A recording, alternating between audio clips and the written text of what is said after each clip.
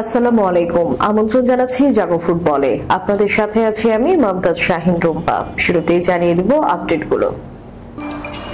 টানটান উত্তেজনার ম্যাচে শেষ মুহূর্তে রিয়াল মাদ্রিদের নাটকীয় জয়, পেছালো বার্সেলোনার শিরোপা উদযাপন।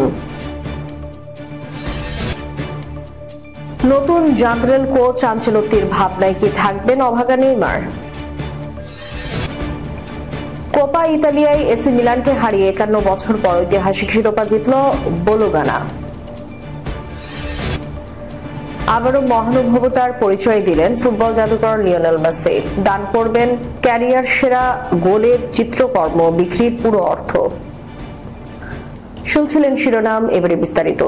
টানটান উত্তেজনার ম্যাচে রিয়াল মাদ্রিদের উদীয়মান ডিফেন্ডার জাকোবো রাহমনের নাটকীয় স্টপেজ টাইম গোল বার্সেলোনার লা লিগা শিরোপা উদযাপনকে পিছিয়ে দিল। বুধবার সান্তিয়াগো বার্নাব্যুতে অনুষ্ঠিত ম্যাচে রামনের 95তম মিনিটের গোলে রিয়াল 2-1 ব্যবধানে মার্কোকে হারিয়ে শিরোপার ক্ষীণ আশা টিকিয়ে রেখেছে।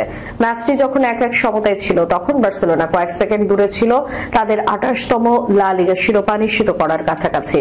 কারণ সমান পয়েন্ট হলেও রিয়ালের বিপক্ষে তাদের হেড টু হেড রেকর্ড ছিল ভালো, কিন্তু শেষ মুহূর্তের ভুলে মার্কোর রক্ষণভাগ ক্লিয়ার করতে ব্যর্থ হলে প্রথমবার লিগে মূল একাদশে খেলা রামন বল পেয়ে সরাসরি জালে পাঠিয়ে দেন।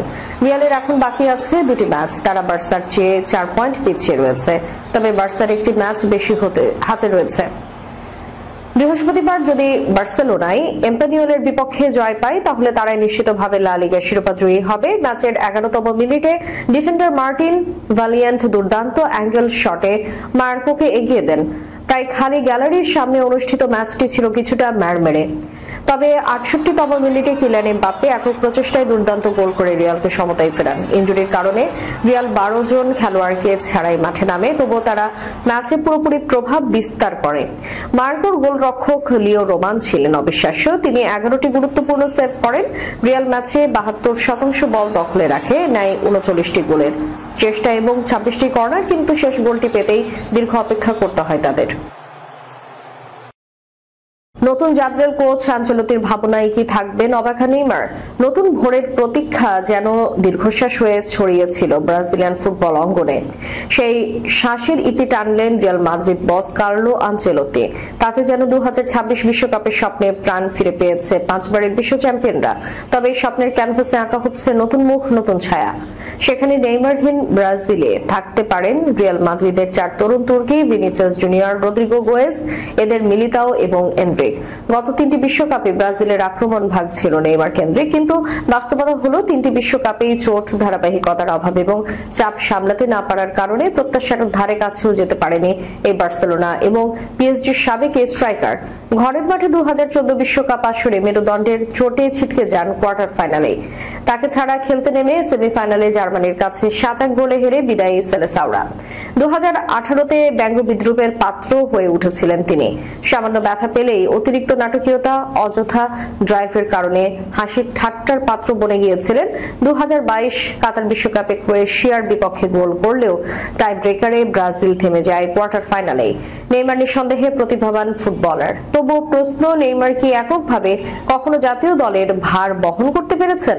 তাকে ঘিরে আস্থা রেখেও 3টি বিশ্বকাপে ফলাফল শূন্য। সেই বাস্তবতা থেকে বেরিয়ে আনচেলত্তি নিশ্চয়ই চাইবেন ভিন্ন কিছু। তবে বড় প্রশ্ন, নেইমার থাকবেন তো? আনচেলত্তি ইতিমধ্যেই নেইমারের সঙ্গে ফোনে কথা বলেছেন এবং তার ফিটনেস ফিরে পেতে দলে রাখার ইঙ্গিত দিয়েছেন। কিন্তু কথা হচ্ছে, একজন ক্রমাগত চোট জর্জরিত ফুটবলারকে কি শুধু খ্যাতির কারণে দলে রাখা উচিত? নেইমার এখনো মাঠে ফেরেননি এবং 2025 জুনের আগে ফেরার কোনো সম্ভাবনা নেই।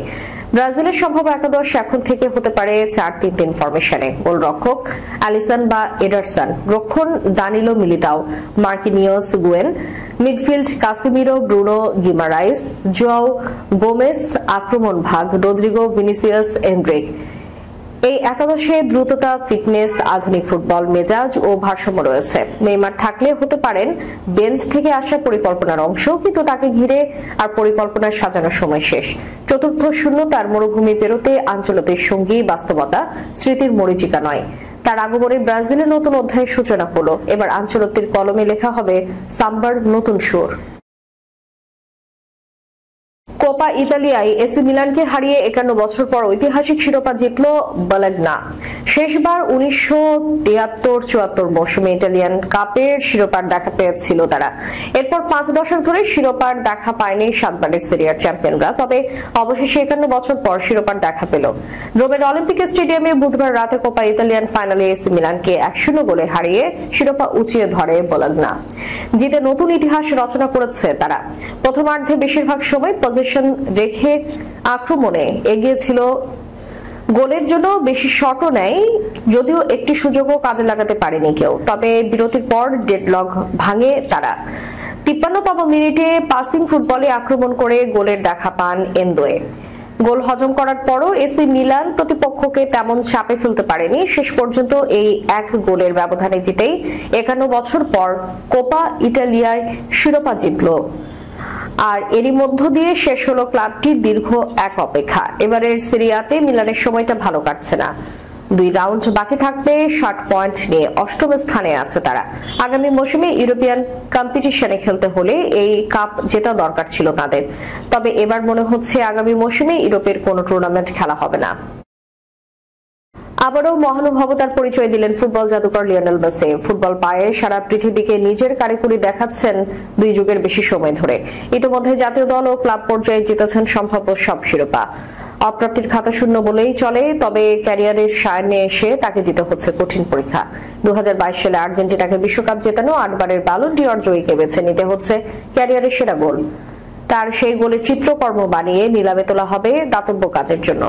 জাতীয় দল আর্জেন্টিনার পাশাপাশি ক্লাব পর্যায়ে বার্সেলোনা, পিএসজি ও ইন্টার মায়ামির হয়ে ইতোমধ্যে 800 বেশি গোল করেছেন মেসি। সেখান থেকে আগামী 22 মের মধ্যে তাকে বেছে নিতে হবে ক্যারিয়ারের সেরা গোলটি।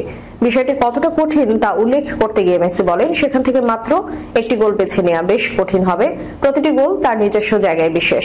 অবিশ্বাস্য স্মৃতি মনে করিয়ে দিতে কিছু গোল খুবই গুরুত্বপূর্ণ।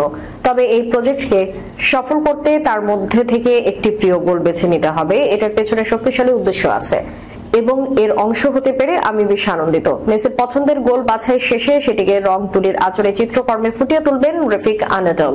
চিত্রকর্মটি মেসি এবং রেফিক আনাডলের স্বাক্ষর থাকবে। নিউ ইয়র্কের ক্রিস্টিতে আগামী 11 জুন চিত্রকর্মটি নিলামে তোলা হবে। নিলামের পর্দা নামবে 25 জুলাই। এখান থেকে আয়কৃত অর্থ ব্যবহার করা হবে দাতব্য কাজে। শেষ করার পূর্বে সংবাদ শিরোনামগুলো জানিয়ে দেব আরো একবার। টানটান উত্তেজনার ম্যাচে শেষ মুহূর্তে রিয়াল মাদ্রিদের নাটকীয় জয়, পেছালো বার্সেলোনার শিরোপা উদযাপন। নতুন জাদ্রেল কোচ আনচেলত্তির ভাবনায় কি থাকবেন অভাগা নেইমার? কোপা ইতালিয়ায় এসি মিলানকে হারিয়ে 51 বছর পর ঐতিহাসিক শিরোপা জিতল বলোগনা। আবারও মহানুভবতার পরিচয় দিলেন ফুটবল জাদুকর লিওনেল মেসি। দান করবেন ক্যারিয়ার সেরা গোলের চিত্রকর্ম, বিক্রির পুরো অর্থ। এতক্ষণ আমাদের সাথে থাকার জন্য ধন্যবাদ। আল্লাহ হাফেজ।